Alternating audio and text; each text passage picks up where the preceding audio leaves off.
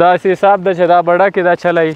دا بیا راشي ملګری دا زموږ نه خالي کې دا به پخه خرابه دانه راشي دا مونږ سیټ ته ګزار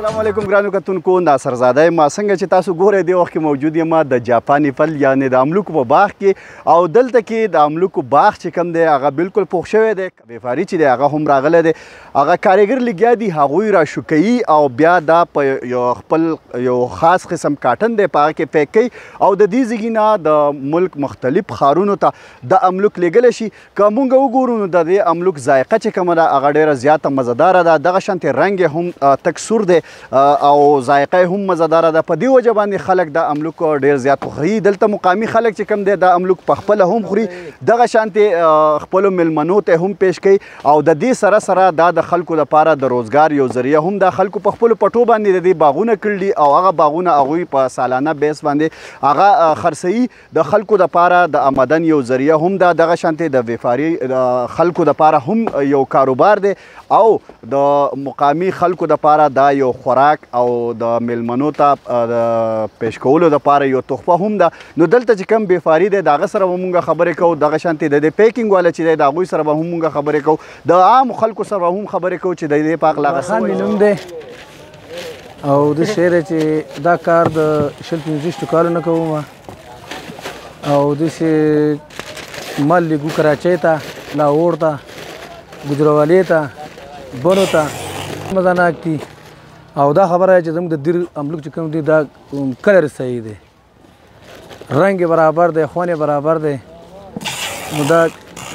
ښه خرڅېږي دا وارې سږ کال چې دی نو د دیر د املوکانو ډېر کم دی بارانونه وایستنه کوم په ګل کې چې کله باران پې شوی دی که نه د هغې وجې ګلی شوې ده نو یو طرف یې والی یو طرف یې روغ ده چې کوم طرف یې والی نو هغه کې نشته چې کوم طرف روغ ده نو هغه بیا هغې دا خو د بوټي پیداوار ته ګورو که نه چې څومره مال یې پکې زیات دی که 15 کاټنه دي 20 دي 30 دي 40 دي هغه مناسب ولا بیا موږ دا کسان سره دغه نه راغواړم د ښکتې نه مردان د علاقې نه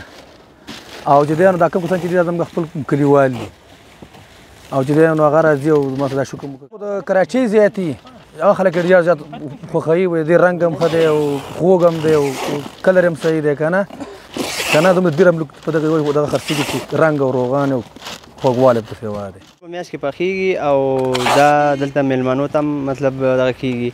او منډیانو ته هم ځي دغه کراچۍ پورې د اسلام آباده پورې او خلک یې ډېر زیات خوښوي او دا د دې علاقې یو مشهوره او زبردسته میوه ده د دې علاقې د خلکو دپاره هم دا د آمدن یو ذریعه ده او ډېر زبردست چیز دی ده طریقه خو بس دا به دې کریټونو کې بنده و د اخبار دا پاڼې پکې دا پاڼه پکې بیا کېږي دا بیا فقط داسې پي ډېر املوک ډېر مزیدار دی سواد هغه لږ بیکار دی